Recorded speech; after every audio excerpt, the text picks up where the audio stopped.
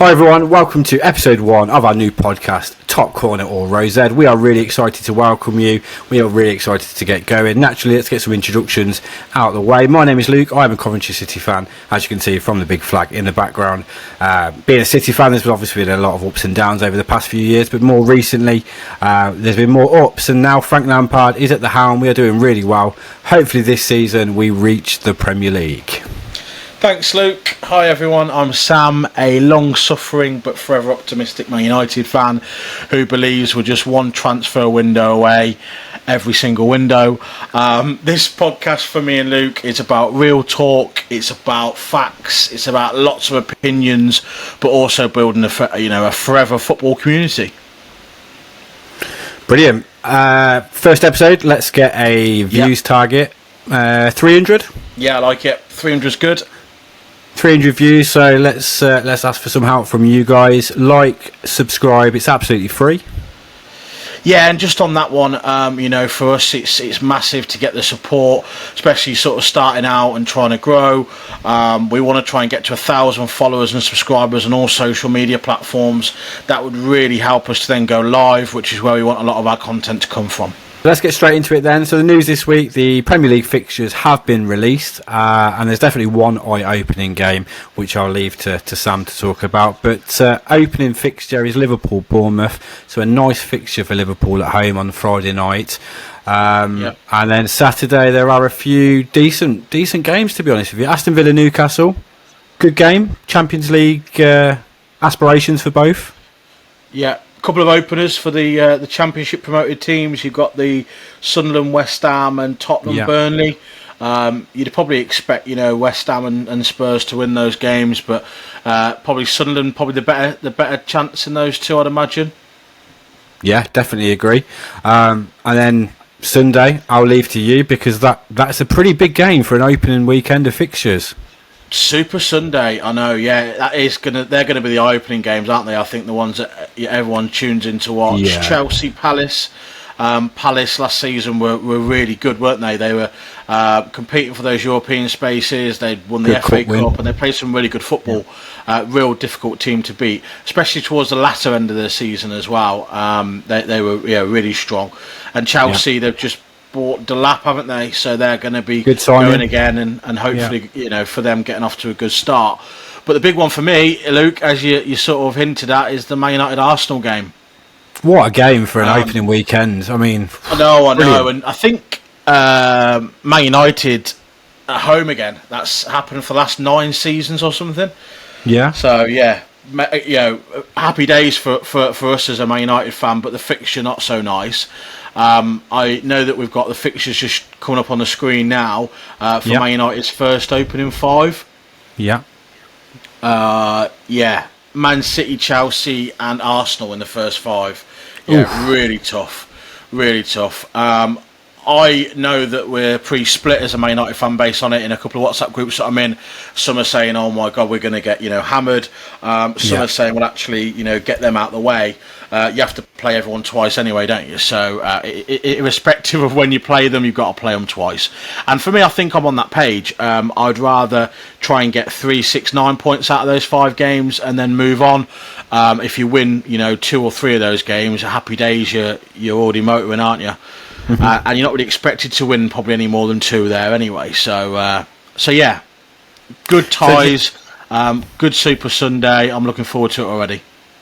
So who's happier out of Man United fans or Arsenal fans, or do you think they're both think, oh dear, that could be a potential loss on day one? I think Arsenal fans will be a bit more nervous, I've got to be honest. From a few I've heard already, for us, Man United fans probably aren't thinking they're going to be necessarily winning that game. At home, they'd hope to win that game, but not necessarily expected to. Puts a bit of pressure on Arsenal. And they've got a difficult fixture list as well, I believe. Pop that up on the screen, Luke, if you can now. Yeah, get that graphic up, absolutely. They've got, Man United, Leeds, Liverpool, Forest, Man City, Newcastle. Ouch. Not easy. Not easy at all. So I think the pressure's ultimately, going to be on them. And one important aspect of this Man United Arsenal game, which leads nicely on to another topic, and it could be involving a particular Swedish striker. And he could be at either Manchester United or Arsenal because he's obviously linked with both. And of course, we're on about Viktor Gyokeres. I mean, that could be a decider, couldn't it? If he's at one of those teams on the day. It could, yeah, it really could. I know that you've got a bit of a you've a bit of experience of Gyokeres, haven't you, at Coventry? Yeah, exactly. So obviously, I've seen Gyokeres week in, week out. Let's talk about Viktor Gyokeres. Why not? Because in my opinion, he is the most lethal striker in Europe right now.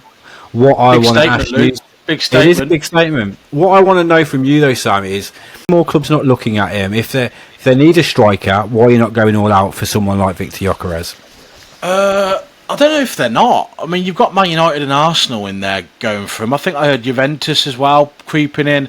I don't know if it's that local. It's that other teams don't need that centre forward or striker. You think of the big ones. I mean, Liverpool perhaps, but they've been talks of them going in for Isaac. I'm not sure how true they are, but that's been mentioned over the last couple of days. So I don't know if all teams are looking for that striker now. But yeah, certainly someone that I would love to have at Man United. I've got to be honest. I think he's strong, powerful. He's a really good finisher. I know he's been at Coventry, had experience in the Championship, and I think the question mark isn't it, whether he can do it in the big time, whether he can do it in the Premier League. Ultimately, for me, I think he can. Championship's never an easy task.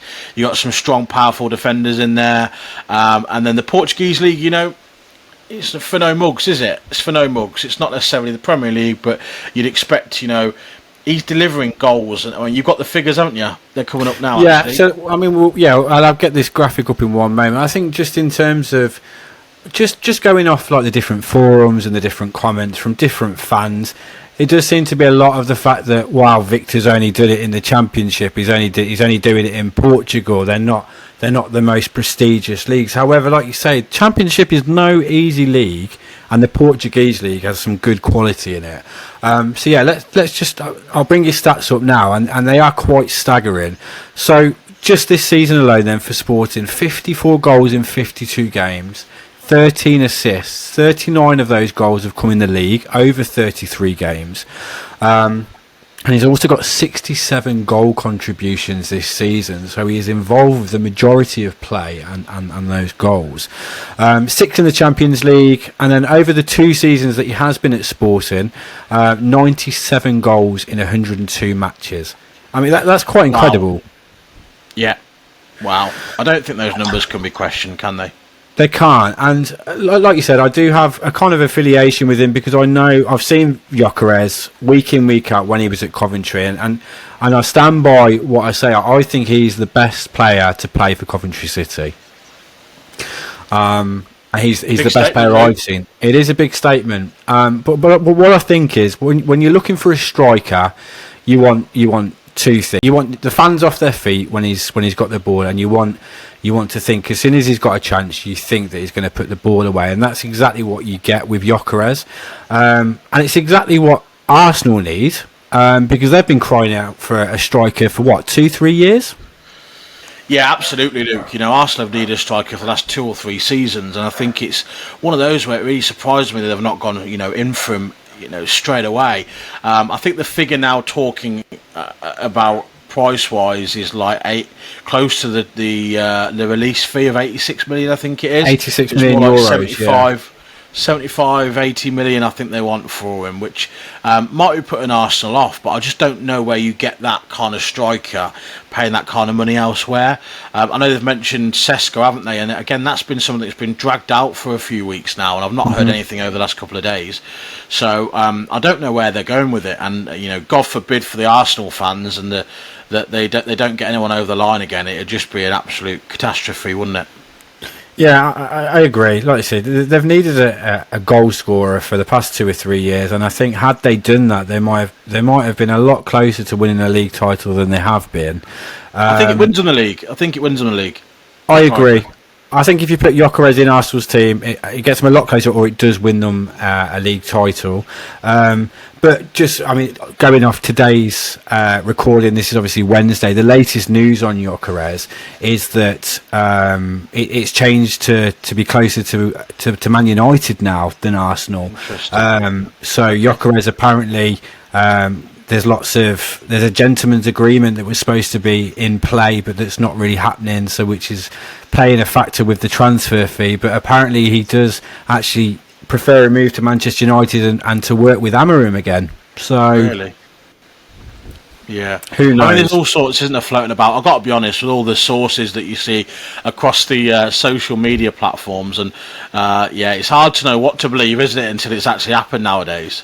Exactly. Even with some of the more credible sources, your Fabrizios and whatnot, it's their stories seem to change quite often as well, controversially. But yeah, we'll see what happens, Luke. We'll see who we get over the line. But I think for United it'd be a great one. I think for Arsenal it's a must, that kind of striker.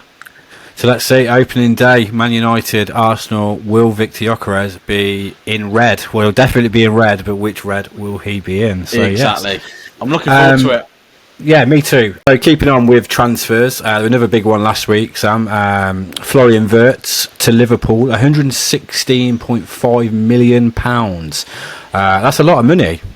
Yeah, huge transfer, isn't it? Huge transfer. I think anything over that 100 million mark certainly gets the ears pricked, doesn't it? But he seems to be the real deal from what I've seen. It's a lot of money, but Liverpool tend to do quite well with their transfers, especially the big ones, don't they? They invest a lot of money in players, and they tend to get a decent return. So I'd imagine that'll be a good signing. Yeah, I mean, it could be. He's a cracking player. Obviously, seen a lot of him at the World Cup. I think it was between sort of him and Musiala, both playing really well for Germany. So yeah, I think no doubt it will be a great signing. He's a good player, but yeah, 160 million just sounds a lot to me, and perhaps that's where we're going with transfer fees, and that's how it's going to be. Obviously, they've spent money on Frimpong as well, arguably one of the best attacking fullbacks in Europe right now. So yeah, good signings, and they may add a couple more. So that for me, they've already wrapped up the league for next season, mate. What do you think? I know being a Man United fan, it's looking that way, isn't it? And I mentioned earlier, didn't I? Isaac's been mentioned the last couple of days as well, which is crazy, really. That have to, they'd have to be breaking all sorts of records, I think, to get him in. Which I don't know if they will. I've got to be honest, it's a lot. Unless they sell some players, I can't see them getting another 100+ million pound player in. But we'll see what happens. I certainly hope they don't, because they're gonna be an absolute force, aren't they, for next season, with or without, I think, another player.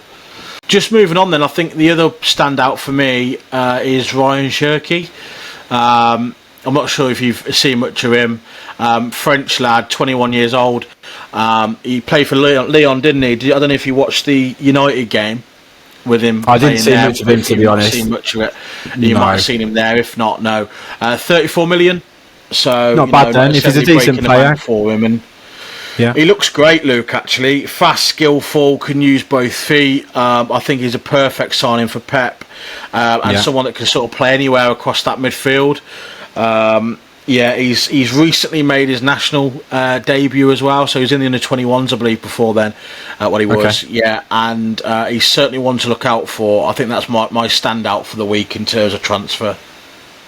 And obviously, Man City have also signed Ait-Nouri from Wolves. He's a good player.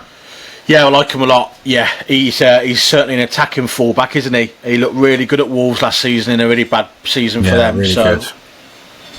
Yeah. I don't know if you've seen the other day Trent Alexander-Arnold, his press conference in Spain. Apparently he's fluent in Spanish. I know, he's been practicing that for a number of years, anybody by the looks of it.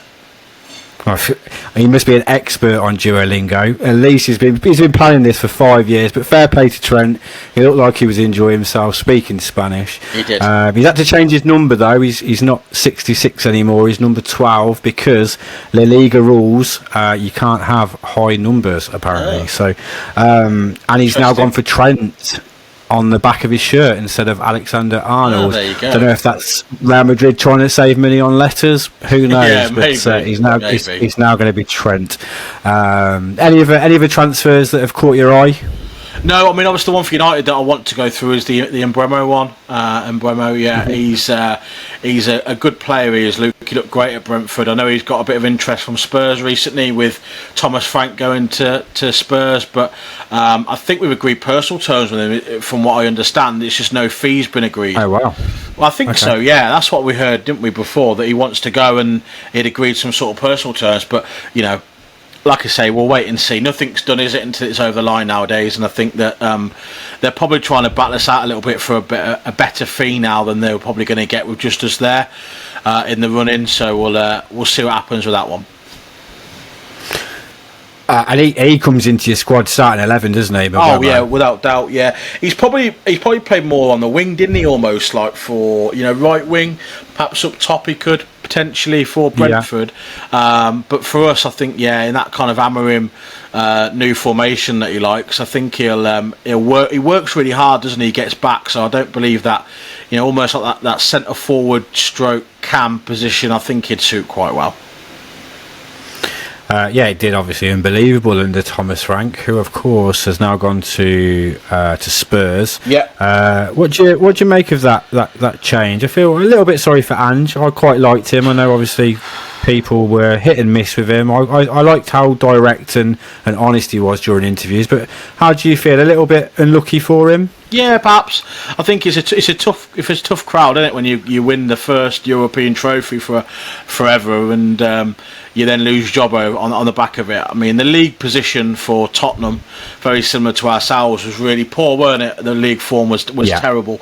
But ultimately, I think at the end when he won that trophy, you should give him a bit longer. I weren't a massive fan though. I think his interviews to start with were quite catchy, and they got sort of everyone, didn't they, engaged in what he was saying with the directness that you mentioned. But I don't know, he ended up sort of graining on me a little bit. I weren't a huge fan towards the end. I thought it was excuse after excuse, and fortunately for him, he got his trophy in the second season, which is what he's been shouting about for a long time. Although he did mention that season 3 part, didn't he, of his episode? What was it, the series? Always going to be the best one, season 3, and he ain't going to see that one, so that was quite funny. So I think in the end, it would be a good move for Thomas Frank. I think it's quite an appealing job, especially with them being in the Champions League. They're probably seen as a bigger club as well, aren't they? Whilst they didn't perform as well last season, I think the Champions League for him, and he's always hinted, hasn't he, in his interviews. I don't know if you've seen him in his interviews before, that he's always open to who knows what will happen if the opportunity comes around. So I think that was always going to be something he did, or jump ship when a bigger club came calling. So we'll see how he gets on. I think it'll be good for Tottenham. I do. Yeah, I think he'll do well personally. He's a good manager. He's doing well with Brentford. They've got obviously a style of play, so he'll probably implement that at Spurs. So best of luck to Thomas Frank.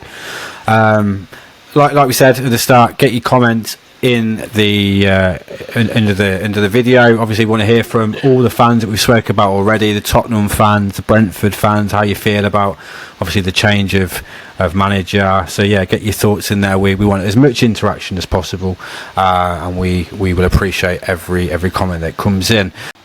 So moving on from the managerial change at Tottenham, there's a lot going on in the Championship, so we'll move on to that now. Currently there are 9 clubs with new managers come the start of the season, which is a lot. Do you not think? I mean, to me, I don't know if it's right or not, but it feels like the Championship seem to, they end up changing a lot. There's always a manager changes, isn't there? Like 5 or 6 every season before it starts. It feels. Is that right? You're right, I mean, the past couple of years there's been, some clubs change more often than others. Watford seem to change a manager every season. But when the idea is for teams to get to the Premier League as quickly as possible, because that's where the money is. And when you see clubs like Ipswich and Sunderland, who have recently been in League One, and you've got Wrexham and Birmingham coming up, who will have a lot of financial backing. There's a lot of pressure on teams now to try and get as high up the league as possible and get promoted quickly. So I think owners of clubs, they want progress and they want it quick.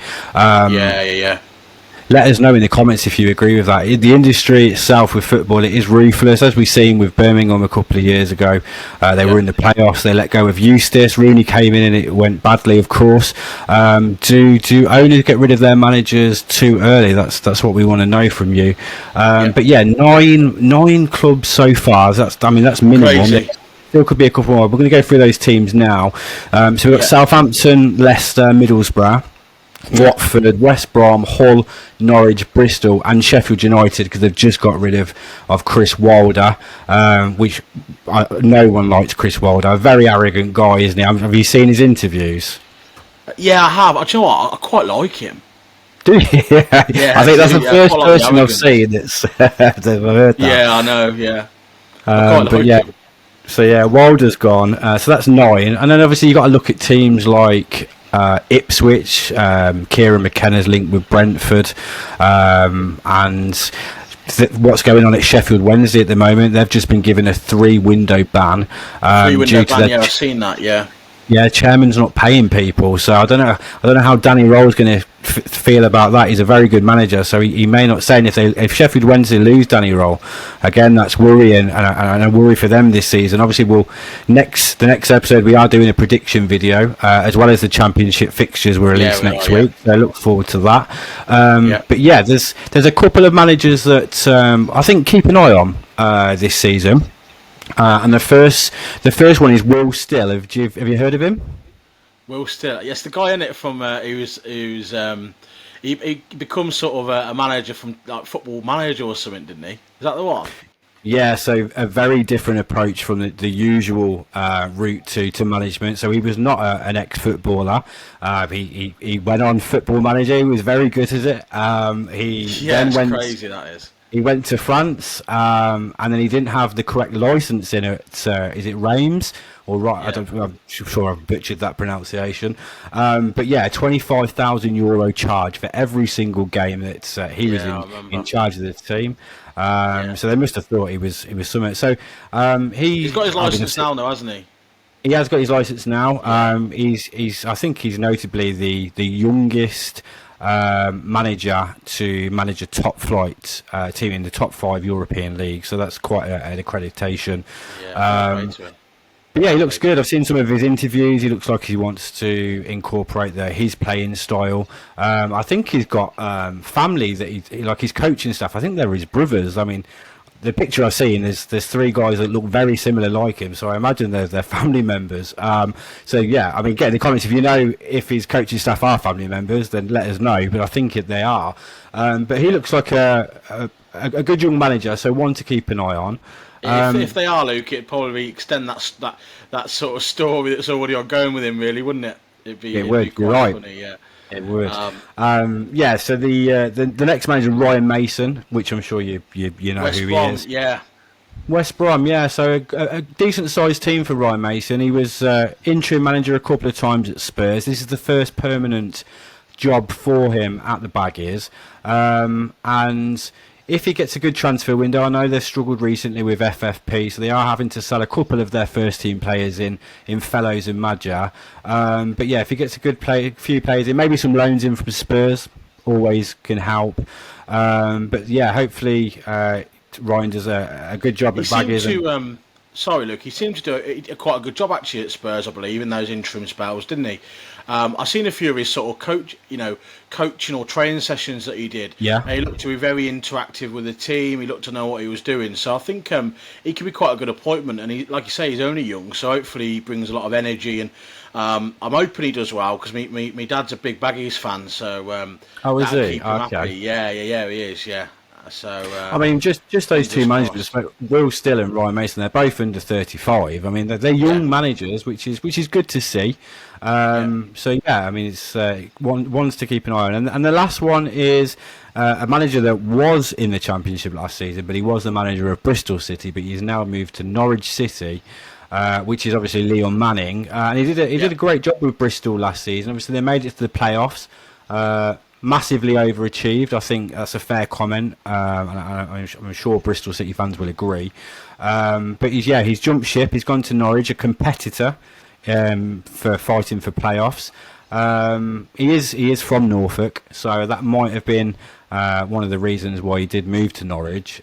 He has family around there, but I'd say Norwich is probably a bigger club than Bristol City. They've been in the Premier League a lot more recently than Bristol.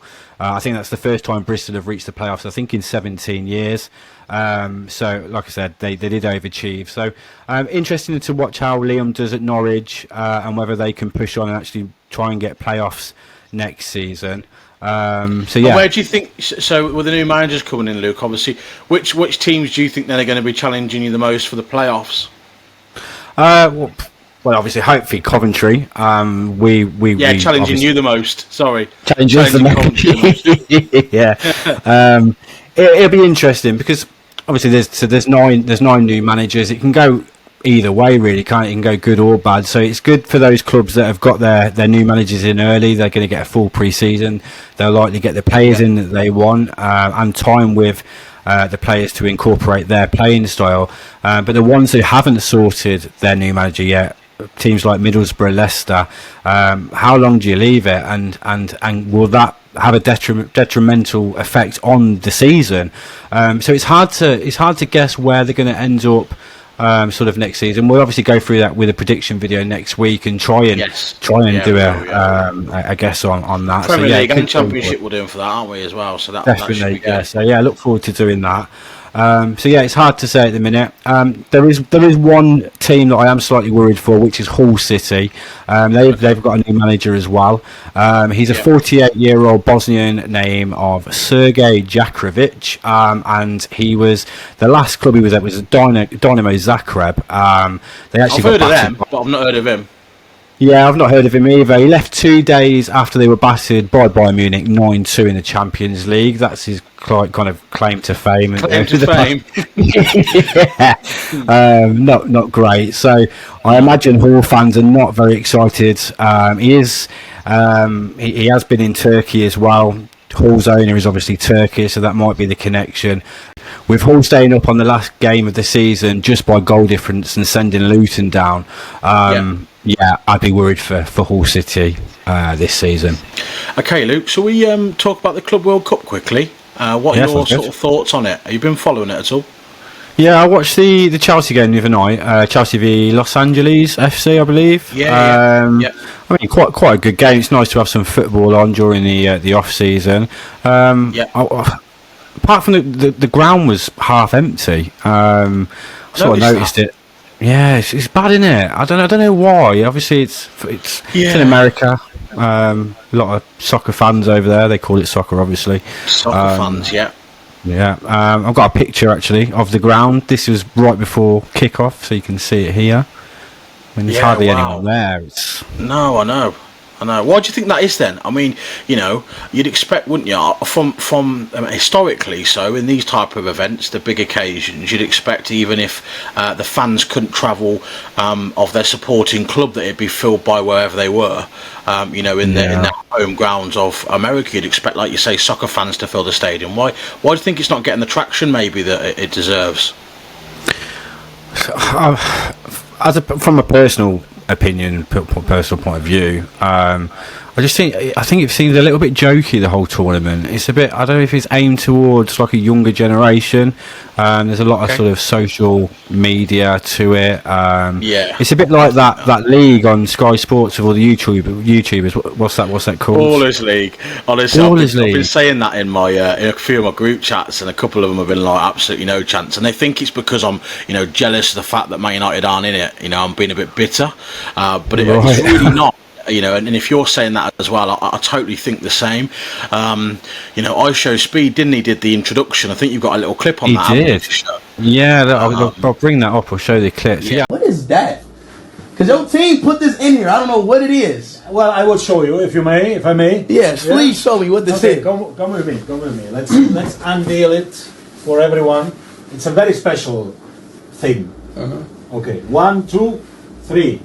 Yo, the World Cup! This is the Club World Cup trophy. I mean, getting I Show Speed, obviously one of the biggest YouTubers around at the minute, and unveiling a trophy with the vice president. Sorry, Luke. Yeah, commercially it makes sense, right?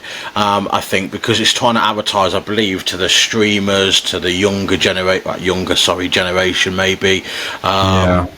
Yeah, and I think that's what they're trying to do. It's trying to get it more commercial. So, in a business sense, I get it. I just think for me, it loses a little bit of that, importance, credibility. Like you said, it feels a bit jokey. I don't think it feels so, serious. Did you see the whole ticket fiasco pricing change from FIFA? Yeah, I did. Yeah. It was like it reduced by about 80%, didn't they? Yeah, 84%. I think. 84%. I think originally back in December it was like $350, and then a month ago they were trying to flog them off at $55. So obviously didn't get the amount of interest that they thought they were, and obviously they still haven't gained enough interest even with £55 tickets because that ground's obviously empty. I think I think there's 100 million on the line, isn't there, at the end for the team that wins? Yes, there is. Is that right? Yeah. So therefore, I think it will get serious. Yeah, I think you'll find that the latter stages, and maybe we haven't given it enough of a chance at the minute. Perhaps it is just those we're not used to someone like iShow Speed introducing these type of things. I've been told he was involved in the Champions League. I don't know how I missed that, but he was as well, apparently. So yeah, maybe that is the way forward, and we're just not with the times. Maybe. Yeah, 100%. So maybe I just think we need to probably get with the times. A bit more now. Perhaps it's just getting it, old Luke. That's probably what it is. But yeah, I hope it gets better as the tournament goes on, and I hope there's a bit more of a spectacle to it, and a bit more around it, and hyped up a bit more. Because I feel like it's just on without anyone knowing. But again, yeah. We'll have to see. We'll have to see. I mean, it's nice that there's football, and obviously then you don't have to interact with family members and spouses. I thought that was the pre-season. Just before the pre-season starts is normally your favourite time of the year. I heard. Yeah, I mean, they normally say how long have I got until the new season starts. It's normally July, August, but yeah, there's a Club World Cup going on this year, so it's going to be on every day. I really like it. I promise. So yeah, I'm still tuned. By the way, if people are asking at home, I'm still tuned in. Get your comments in as well. If you're watching the FIFA Club World Cup, let us know what you think of it. Are you enjoying it? Obviously, it's a bit. Are we getting old? Are we getting old? So get that in the comments. That's absolutely fine. Are we getting old? Cool. That's all the topics covered about the transfers, the managerial changes. Next week, obviously, we'll have the Championship fixtures out, and we'll also do our predictions for the Premier League and the Championship. So we look forward to doing that. So let's end this podcast on stay silent until you hear a better person or club, and then that will finish off our first episode, I think. Let's do a player for you then. I'm thinking Man United player. We'll say Rooney. Happy with Rooney. So I'm going to name a list of players, and you just got to stay silent until you hear a better player than Wayne Rooney. Yeah. Yeah, got it. Okay. Right. So first player, Zlatan Ibrahimovic. Nothing. Not even a facial expression there. Van Nistelrooy. Luis Suarez. Great player, Luis Suarez. No, nothing. Erling Haaland. Still nothing. Robert Lewandowski. Very good striker. No, not even a twinge. Harry Kane. No, still nothing. Thierry Henry. Oh, we've nearly got him. He's not speaking the close one, to be fair. Cristiano Ronaldo. Okay, yeah. Yeah, better player than Rooney. Yeah, I think so, yeah. Although I think Rooney, by the way, massively underrated. I think he's really up there for me. I mean, he's one of the greatest English strikers that we've ever seen. I think I'd go far as saying probably the greatest England player I've ever seen. Yeah. Yeah. No, yeah, I'd have to agree with that. He is. You were close with Thierry Henry, though. Again, would you say he's probably the second best striker that we've seen? Yeah. After Rooney, second best. I agree. So yeah. Before we go, I want to say a big apology to the Leeds United fans. When we were doing the Premier League fixtures, I mentioned 2 teams coming up and completely missed you out. So we are all looking forward to your first game of the season. Welcome back to the Premier League. Me as well. Some great news for the Sky Blue Army. I'm sure quite a few Cov fans are going to tune in. Well, I hope you do. We signed our first player today, so I'm really excited. Miguel Angel Brau from Granada. He's our new Spanish left back, so really excited. Operation Premiership under Frankie Lampard. Let's go. Yeah, that's probably all from us now. Thank you for tuning in. Thank you for liking and sharing and comment on the video. Obviously, get some ideas in there as well. We want to see in the comments, what type of videos you're looking to see. Like I said, we do want to build a football community, so definitely get in the comments, and we look forward to seeing you next time. Perfect. Cheers, everyone. Thanks for watching. Cheers. Bye. Bye.